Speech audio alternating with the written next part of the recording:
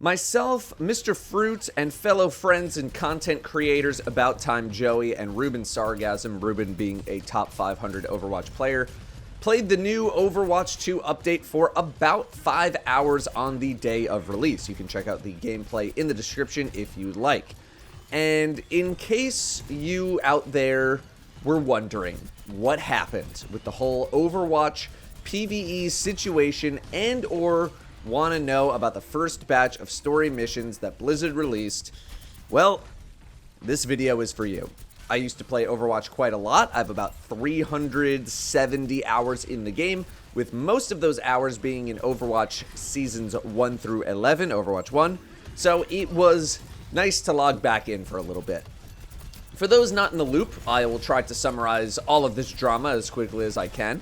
Overwatch released in May 2016. It got updates for a couple of years, but then went without any major updates for a little while. It was revealed that Overwatch 2 was in production with PvP and now PvE content in mind. PvE content seeked to be pretty deep. Talent trees, progression, gear, etc.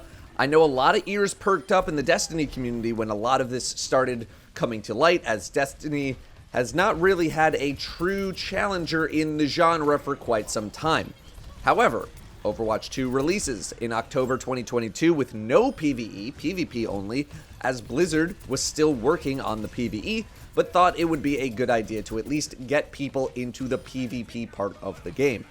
It was announced a few months later that the ambitious PvE game that they wanted to put into Overwatch 2 was just that, a bit too ambitious. It was going to take way too long to make it all, and a lot of it was scrapped in favor of seasonal story missions and beats and all that kind of stuff. Season 6 of Overwatch 2 just came out. It launched this first batch of 3 story missions for $15, with your purchase getting you 1,000 Overwatch coins as well, which could be used to purchase the Battle Pass. They also launched some other stuff, including the onboarding event for a new hero, which I know some Overwatch players are excited about, and the Underworld mission, although that mission is free to play completely. Overwatch has flirted with some PvE events in the past. I've played a couple of them and they were all fine because they were just kind of these one-off things that you did. Some had leaderboards in case you wanted to go for the high score or hardest difficulty, but after scooping up all of the challenge rewards, you were pretty much done with the activity. Sound familiar there, Destiny crowd? Junkenstein's Revenge is one that I imagine most people who played way back when are probably aware of, but there were also the Overwatch Archives, which were missions based on Overwatch lore. The only one that I played was, I believe, the first one. There's actually a clip of me beating it with like less than a second to go in an old stream highlights video. And if you remember any of those Overwatch Archive missions, then congrats. You pretty much know exactly what Blizzard released with this new update when it comes to the paid story missions. So, how were they? How were the missions? Well, they were fine. It was fine. It was pretty much exactly what I was anticipating, just like those Overwatch Archive missions from the past, although definitely a little bit longer than I remember, and enhanced with cutscenes and now some kind of a narrative. You'll explore parts of certain Overwatch maps with new territory in those maps thrown in. I'm not the most up-to-date on the maps nowadays, so if you haven't played in a while, it might just all be brand new to you. There are 4 difficulty modes. We played on Expert, which is the second hardest, just because we did the Underworld mission on Legendary, which ended up being pretty tough to do, and we were just kind of running out of time. Expert was mostly a breeze after playing on Legendary for so long, but there were still some parts that caused a little bit of trouble. I don't think there are any significant changes between the difficulties other than the health pool of the enemies, how much damage they deal. There might be a difference in the amount of enemies as well, but I'm not 100% sure on that. Don't expect any swapped around mechanics or anything like that for harder difficulties. Not that there were that many to begin with, outside of, defend the point, escort the thing, kill the waves, etc. Typical FPS stuff.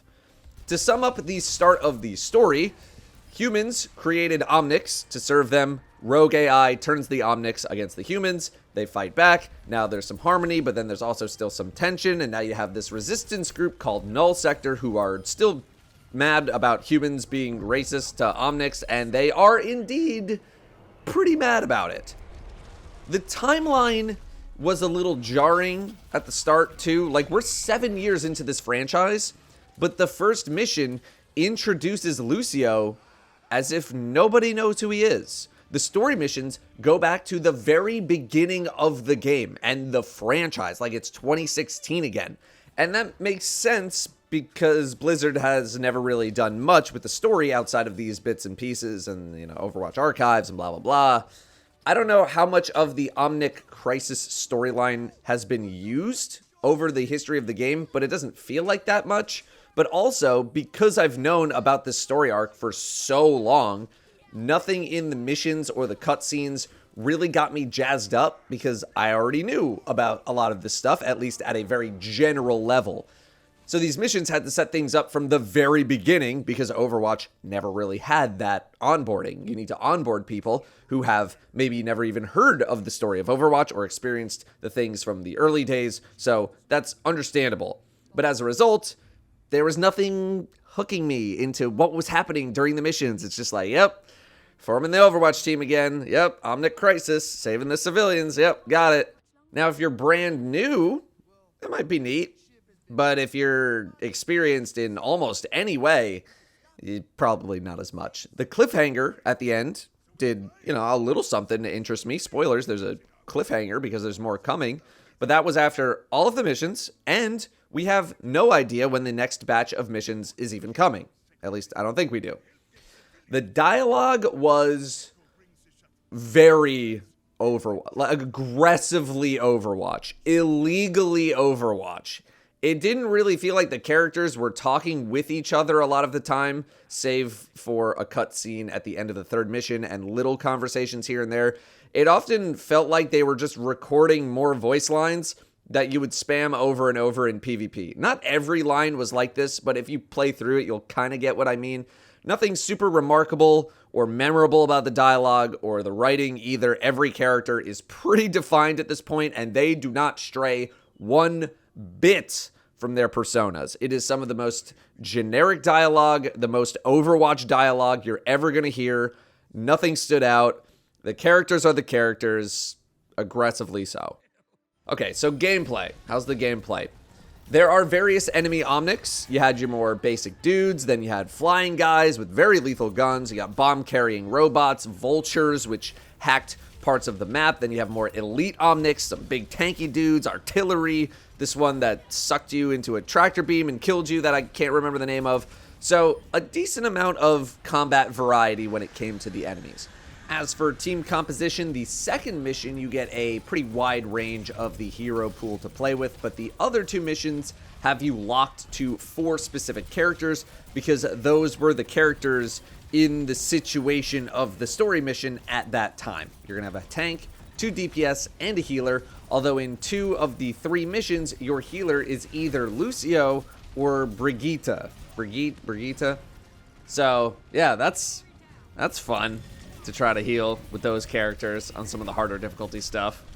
I did enjoy the gameplay a fair amount on the highest difficulty, and it was really satisfying to beat the free mission on Legendary because the game demands so much more of you compared to the other difficulties. Memorizing spawns, really being on the ball with picking up objectives, and you know that you only have one team comp to work with, although I guess there could be some fun in trying to see what composition is really the best. Figuring out how to maximize your kit the most was really important of your character, but only the hardcorest of hardcore are even going to bother getting a clear on Legendary, much less trying to get the top leaderboard scores. If you die, you have a res timer. The higher the difficulty, the longer the timer, but revives themselves are pretty quick once you can actually activate them on your teammates. Although I think if you wait too long to revive one of your teammates, it's just over. You just wipe. Blizzard is also going to balance PvE and PvP separately so they can make changes to how characters play in the story missions without it impacting PvP. I really enjoyed the first mission's final boss, even if they literally tell you exactly what to do immediately as it happens. It was fun fighting a true boss enemy in this game. Unfortunately, that didn't really continue in the next 2 missions. There wasn't really a boss so much as there was just the end of the mission, like a bunch of enemies, waves of enemies. It got tough, don't get me wrong, especially the third mission. You got to work around with like some turrets and trying to play a little bit of tower defense, it feels like, which was kind of cool. But I was hoping for more of those kinds of boss battles like that we experienced at the first mission, and not getting them was a little bit of a letdown. But I think that's really all I have to say as a whole. Yeah. So, did I have a good time with my friends getting back on a game that I haven't played in a while, playing some new stuff, some new content? Yeah, totally. Am I in any sort of a hurry to play the missions again or really hop on the PvP part of the game? Not really. But was all this worth entirely crippling the game and the franchise to the point where some think it irredeemable? Absolutely not. And I think that's where a lot of the pain is coming from. It's not like Blizzard doesn't know that, knowing that they basically shut down development of the game in order to try to make PvE work, only to then have to shut down all of that PvE work to make this happen. Overwatch Archives. And I think only the most dedicated Overwatch players or lore lovers are really going to care about this in the long term. A lot of this stuff feels like Blizzard just trying to cash in on the work that they've put into this so that they can get something out of all this work, as opposed to literally nothing. Spending all this time making cutscenes and the new missions and map areas and stuff like that. I get them trying to monetize it any way they possibly can. But in terms of the overall impact it's going to make, I don't anticipate it really making that big of one, unless they iterate on it more, but that's not going to happen. The price tag also isn't helping either.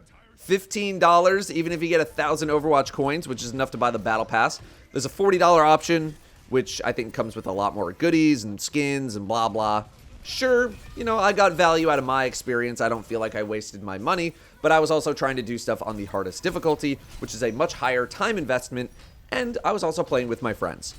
If you're just looking to play the missions and enjoy them, normal mode, easy mode gaming, maybe expert mode, you're going to bang them out in an hour or two. And if you don't plan on revisiting the missions, that can be a pretty high price for such a thing, at least when it comes to gaming. I've also heard that there's no matchmaking for these missions either, which is kind of a bummer. So that's kind of what's up with the Overwatch 2 story mission PvE stuff.